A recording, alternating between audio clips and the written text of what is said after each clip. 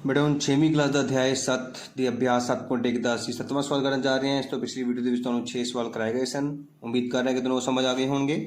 ਹੁਣ ਕੁਐਸਚਨ 'ਚ ਕਹਿ ਰਿਹਾ ਕਿ ਕੰਚਨ ਕੱਪੜਿਆਂ ਨੂੰ ਰੰਗਦੀ ਹੈ, ਉਸਨੇ 30 ਕੱਪੜਿਆਂ ਨੂੰ ਰੰਗਣਾ ਹੈ। ਟੋਟਲ ਕੱਪੜੇ ਕਿੰਨੇ ਨੇ? 30। ਉਸਨੇ ਹੁਣ ਤੱਕ 20 ਕੱਪੜਿਆਂ ਨੂੰ ਰੰਗ ਵੀ ਦਿੱਤਾ ਹੈ। ਉਸਨੇ ਹੁਣ ਤੱਕ ਕੱਪੜਿਆਂ ਦੇ ਕਿਹੜੀ ਪਿੰਨ ਨੂੰ ਰੰਗ ਦਿੱਤਾ ਹੈ। ਹੁਣ ਇਸ ਗੱਲ ਦਾ ਧਿਆਨ ਰੱਖੋ, ਜਦੋਂ ਵੀ ਪਿੰਨ ਪਤਾ ਕਰਨੀ ਹੁੰਦੀ ਨਾ ਬੇਟਾ, ਉਸਨੇ ਕਿਹਾ ਹੁਣ ਤੱਕ ਕੱਪੜਿਆਂ ਦੀ ਕਿਹੜੀ ਪਿੰਨ ਨੂੰ ਰੰਗ ਦਿੱਤਾ ਹੈ। ਪਿੰਨ ਪਤਾ ਕਰਨੀ ਹੈ ਰੰਗ ਕਰਨ ਦੀ, ਹੈ ਨਾ। ਤੇ ਉੱਪਰ ਆਏ ਨੇ ਜਿੰਨੇ ਕੱਪੜੇ ਰੰਗ ਕਰ ਦਿੱਤੇ, ਨੀਚੇ ਹਮੇਸ਼ਾ ਕੁੱਲ ਕੱਪੜੇ ਆਣੇ ਹੁੰਦੇ ਆ। ਹੁਣ ਦੇਖੋ ਮੈਂ ਕੀ ਕੀਤਾ, ਇੰਗਲਿਸ਼ ਵਾਲੇ ਬੱਚੇ ਦੇਖੋ ਕੰਚਨ, ਪਹਿਲਾਂ ਦੇਖੋ ਕੁੱਲ ਕੱਪੜੇ ਕਿੰਨੇ ਹੈ, ਸਾਡੇ ਕੋਲ 30 ਨੇ, ਹੈ ਨਾ। ਹੁਣ ਤੱਕ ਰੰਗੇ ਗਏ ਕੱਪੜੇ ਕਿੰਨੇ ਨੇ? 20। ਤੇ ਪਿੰਨ ਕੀ ਹੋਈ? ਜਿੰਨੇ ਕੱਪੜੇ ਰੰਗੇ ਗਏ ਉੱਪਰ ਤੇ ਕੁੱਲ ਥੱਲੇ 20/30। 0 ਕੱਟੀ ਗਈ, 2/3 ਸਾਡਾ ਆਨਸਰ ਆ ਗਿਆ। ਜਿਵੇਂ Kanchan dyed dresses, she had to dye 30 dresses. ਉਹਦੇ ਕੋਲ ਟੋਟਲ 30 ਡਰੈਸਿਸ ਸੀਗੀ ਡਾਈ ਕਰਨ ਲਈ।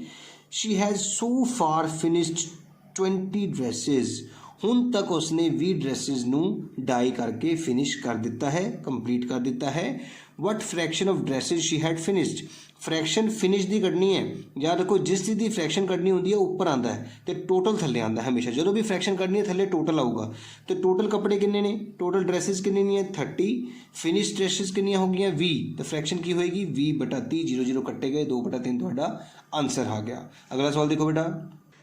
ਹੁਣ 8ਵੇਂ ਸਵਾਲ ਵਿੱਚ ਕਹਿ ਰਿਹਾ ਕਿ 2 ਤੋਂ 12 ਤੱਕ ਦੀਆਂ ਪ੍ਰਾਕ੍ਰਿਤਿਕ ਸੰਖਿਆਵਾਂ ਲਿਖੋ, ਫਿਰ ਇਹਨਾਂ ਵਿੱਚੋਂ ਕਿਹੜੀ ਭਿੰਨ ਅਪਾਦ ਸੰਖਿਆਵਾਂ ਪ੍ਰਦਰਸ਼ਿਤ ਕਰੇਗੀ। ਇਹਦਾ ਮਤਲਬ ਦੇਖੋ ਹੁਣ ਕੀ ਹੈ, 2 ਤੋਂ ਲੈ ਕੇ 12 ਤੱਕ ਦੀਆਂ ਪ੍ਰਾਕ੍ਰਿਤਿਕ ਸੰਖਿਆਵਾਂ ਲਿਖ ਰਹੇ ਹਾਂ। Right the natural numbers from 2 to 12। 2 ਤੋਂ 12 ਤੱਕ ਦੀਆਂ 2 3 4 5 6 7 8 9 10 11 12 same natural numbers between 2 to 12 ਅਸੀਂ ਲਿਖ ਲਿਆ।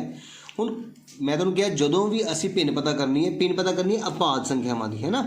ਇਹਦਾ ਮਤਲਬ ਪਹਿਲਾਂ ਦੇਖੋ ਕੁੱਲ ਨੰਬਰ ਕਿੰਨੇ ਨੇ? 1 2 3 4 5 6 7 8 9 10 11। ਤੇ ਕੁੱਲ ਸੰਖਿਆਵਾਂ ਸਾਡੇ ਕੋਲ 11 ਨੇ।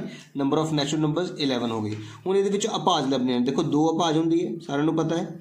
3 ਵੀ ਅਪਾਜ ਹੈ, 4 2 ਦੇ ਪੜ੍ਹ ਤੇ ਆਉਂਦੀ ਹੈ, 5 ਵੀ ਅਪਾਜ ਹੈ, 6 2 ਦੇ ਪੜ੍ਹ ਤੇ ਆਉਂਦੀ ਹੈ, 7 ਵੀ ਅਪਾਜ ਹੈ, 8 2 ਦੇ ਪੜ੍ਹ ਤੇ ਆਉਂਦੀ ਹੈ, 9 3 ਦੇ ਪੜ੍ਹ ਤੇ ਆਉਂਦਾ ਹੈ, 10 2 ਦੇ ਪੜ੍ਹ ਤੇ ਆਉਂਦਾ ਹੈ। ਇਹਦਾ ਮਤਲਬ 11 ਵੀ ਸਾਡੀ ਅਪਾਜ ਹੈ। ਤੇ ਹੁਣ ਇਹਨਾਂ ਰਕਮਾਂ ਦੇ ਵਿੱਚ ਕਿੰਨੀਆਂ ਅਪਾਜ ਸੰਖਿਆਵਾਂ ਆ ਗਈ? 1 2 3 4 5। ਮੈਂ ਦਿਖਾਇਆ ਤੁਹਾਨੂੰ 2 ਤੋਂ 12 ਤੱਕ ਦੀਆਂ ਅਪਾਜ ਸੰਖਿਆਵਾਂ ਨੇ 2 3 5 7 ਤੇ 11। ਟੋਟਲ ਕਿੰਨੀਆਂ ਹੋ ਗਈਆਂ? 5। ਇਹਦਾ ਮਤਲਬ ਭਿੰਨ ਕਿਹੜੀ ਹੈ? ਅਪਾਜ ਸੰਖਿਆਵਾਂ ਉੱਪਰ ਲਿਖਣੀਆਂ ਨੇ ਤੇ ਕੁੱਲ ਥੱਲੇ। 1 2 3 4 5, 5 ਉੱਪਰ ਆ ਗਿਆ, 11 ਥੱਲੇ ਆ ਗਿਆ। ਸੇਮ ਇਸੇ ਤਰ੍ਹਾਂ ਪ੍ਰਾਈਮ ਨੰਬਰ ਸਾਡੇ ਕੋਲ 5 ਨੇ, 5 ਉੱਪਰ ਤੇ 11 ਨੀਚੇ। ਬਹੁਤ ਹੀ ਸੌਖਾ ਹੈ ਬੇਟਾ ਭਿੰਨ ਪਤਾ ਕਰਨਾ। ਜਿਸ ਚੀਜ਼ ਦੀ ਭਿੰਨ ਪਤਾ ਕਰਨੀ ਹੈ ਉੱਪਰ ਤੇ ਟੋਟਲ ਸੰਖਿਆਵਾਂ ਨੀਚੇ। ਇਸ ਤਰ੍ਹਾਂ 5/11 ਸਾਡਾ ਆਨਸਰ ਆ ਗਿਆ। ਅਗਲਾ ਸਵਾਲ ਦੇਖਣਾ ਬੇਟਾ 9ਵਾਂ। ਇਸ ਸਵਾਲ ਵੀ ਬਿਲਕੁਲ ਸੇਮ ਹੈ ਬੇਟਾ। ਦੇਖੋ 102 ਤੋਂ 113 ਤੱਕ ਦੀਆਂ ਪ੍ਰਾਕ੍ਰਿਤਿਕ ਸੰਖਿਆਵਾਂ ਲਿਖੋ। ਸੇਮ ਉਹੀ ਜਿੱਦਾਂ ਆਪਾਂ ਪਿੱਛੇ 2 ਤੋਂ 12 ਤੱਕ ਦੀ ਲਿਖੀ ਸੀ। ਹੁਣ 102 103 104 ਤੋਂ ਲੈ ਕੇ 113 ਤੱਕ ਦੀ ਆਪਾਂ ਦੋਨੇ ਪਾਸੇ ਦੇਖੋ ਪ੍ਰਾਕ੍ਰਿਤਿਕ ਸੰਖਿਆਵਾਂ ਲਿਖ ਲਈਆਂ ਨੇ। ਹੁਣ ਗਿਣਦੇ ਆ ਕਿੰਨੀਆਂ ਸੰਖਿਆਵਾਂ ਨੇ, ਅਸੀਂ ਗਿਣੀਆਂ ਤੇ ਉਹ ਸਾਡੇ ਕੋਲ 12 ਸੰਖਿਆਵਾਂ ਬਣ ਗਈਆਂ। ਤਾਂ ਟੋਟਲ ਸੰਖਿਆਵਾਂ ਸਾਡੇ ਕੋਲ 12 ਹੋ ਗਈਆਂ। ਹੁਣ ਇਹਦੇ ਵਿੱਚੋਂ ਵੀ ਅਸੀਂ ਅਪਾਦ ਸੰਖਿਆਵਾਂ ਲੱਭਣੀਆਂ ਸਨ। ਦੇਖੋ 100 ਯਾਦ ਰੱਖਣਾ ਹੈ ਬੇਟਾ, 103 ਫਿਰ 107 109 ਤੇ 113। ਇਹ ਸਾਡੀਆਂ 4 ਅਪਾਦ ਸੰਖਿਆਵਾਂ ਹੁੰਦੀਆਂ ਨੇ। ਤੇ 4 ਹੋ ਗਈਆਂ ਅਪਾਦ ਸੰਖਿਆਵਾਂ। ਤੁਹਾਨੂੰ ਮੈਂ ਦੱਸਿਆ ਕਿ ਜਿਸ ਚੀਜ਼ ਦੀ ਪਿੰਨ ਕੱਢਣੀ ਹੈ ਫਰੈਕਸ਼ਨ ਕੱਢਣੀ ਹੈ ਪ੍ਰਾਈਮ ਨੰਬਰਸ ਦੀ। ਪ੍ਰਾਈਮ ਨੰਬਰ 4 ਨੇ ਉੱਪਰ ਆ ਗਿਆ ਤੇ ਟੋਟਲ ਨੰਬਰ 12 ਨੇ ਨੀਚੇ ਆ ਗਿਆ। 4/12 ਨੂੰ ਵੀ ਆਨਸਰ ਸਹੀ ਸੀਗਾ ਤੁਹਾਡਾ। ਜੇ ਕਟਿੰਗ ਕਰ ਸਕਦੇ ਹੋ 4 × 4 4 × 12 ਤੇ ਸਾਡਾ ਆਨਸਰ 1/3 ਵੀ ਹੋਊਗਾ। ਇਸ ਤਰ੍ਹਾਂ ਮੈਂ ਇੰਗਲਿਸ਼ ਵਾਲੇ ਬੱਚੇ ਲਈ ਵੀ ਲਿਖਿਆ ਹੈ ਦੇਖੋ, ਤੇ ਪੰਜਾਬੀ ਮੀਡੀਅਮ ਵਾਲੇ ਬੱਚੇ ਲਈ ਲਿਖਿਆ ਹੈ। ਅਗਲਾ ਸਵਾਲ ਦੇਖੋ। ਅਗਲਾ ਸਵਾਲ ਹੈ 10 ਇਹਨਾਂ ਚੱਕਰਾਂ ਦੀ ਕਿਹੜੀ ਪਿੰਨਾਂ ਵਿੱਚ x ਹੈ। ਹੁਣ x ਦੇਖੋ, ਮੈਂ ਤੁਹਾਨੂੰ ਜਿਹੜੀ ਪਿੰਨ ਪਤਾ ਕਰਨੀ, x ਵਾਲੀ ਪਿੰਨ ਪਤਾ ਕਰਨੀ ਹੈ। ਤੇ ਸਭ ਤੋਂ ਪਹਿਲਾਂ ਅਸੀਂ what fraction of these circles have x।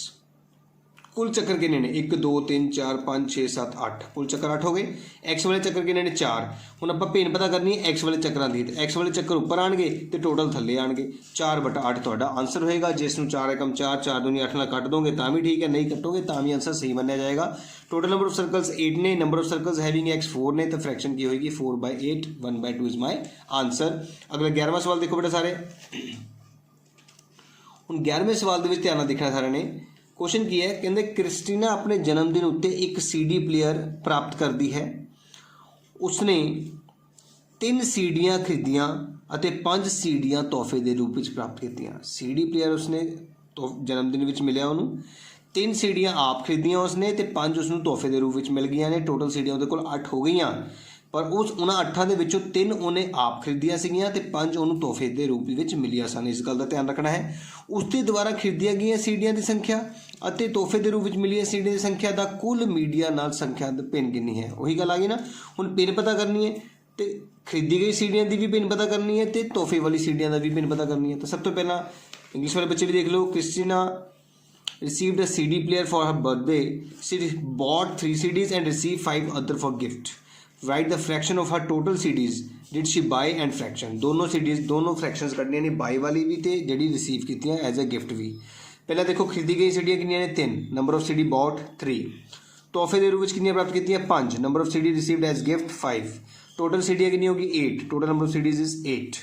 ਹੁਣ ਦੇਖੋ ਭਿੰਨ ਪਤਾ ਕਰਨ ਲੱਗਿਆ ਖਰੀਦੀ ਹੋਈ ਸੀਡੀਆਂ ਦੀ। ਜਿਸ ਚੀਜ਼ ਦੀ ਪਿੰਨ ਪਤਾ ਕਰੋ ਉਹ ਉੱਪਰ ਆਉਂਦੀ ਹੈ, ਟੋਟਲ ਥੱਲੇ ਤੁਹਾਨੂੰ ਦੱਸਿਆ। ਪਿੰਨ ਖਰੀਦੀ ਗਈ ਸੀਡੀਆਂ 3 ਨੇ, ਟੋਟਲ 8 ਨੇ, 3/8। ਤੋਹਫੇ ਦੇ ਰੂਪ ਵਿੱਚ ਪ੍ਰਾਪਤ ਕੀਤੀਆਂ 5 ਨੇ ਤਾਂ 5/8। ਸੇਮ ਫ੍ਰੈਕਸ਼ਨ CD ਬੌਟ 3/8 ਤੇ ਗਿਫਟਡ 5/8। ਇਸ ਤਰ੍ਹਾਂ ਬੇਟਾ ਸਾਡੀ ਜਿਹੜੀ ਹੈ 7.1 ਅਭਿਆਸ ਜਿਹੜੀ ਹੈ ਕੰਪਲੀਟ ਹੋ ਗਈ ਹੈ। ਉਮੀਦ ਕਰ ਰਹੇ ਕਿ ਤੁਹਾਨੂੰ ਸਮਝ ਆਈ ਹੋਏਗੀ। ਜੇਕਰ ਤੁਹਾਨੂੰ ਸਮਝ ਆਈ ਹੈ ਤਾਂ ਜ਼ਰੂਰ ਬੇਟਾ ਕਮੈਂਟ ਤੇ ਲਾਈਕ ਕਰਿਆ ਕਰੋ ਤੇ ਮੇਰੇ ਚੈਨਲ ਨੂੰ ਬੇਟਾ ਸਬਸਕ੍ਰਾइब भी कर दियो। जे किसी बच्चे ने हजे तक मेरे चैनल में सब्सक्राइब नहीं किया है तो जरूर सब्सक्राइब कर दियो ताकि मेरे अगले चैप्टर्स की वीडियोज़ उहदे फोन पर शो हो सके।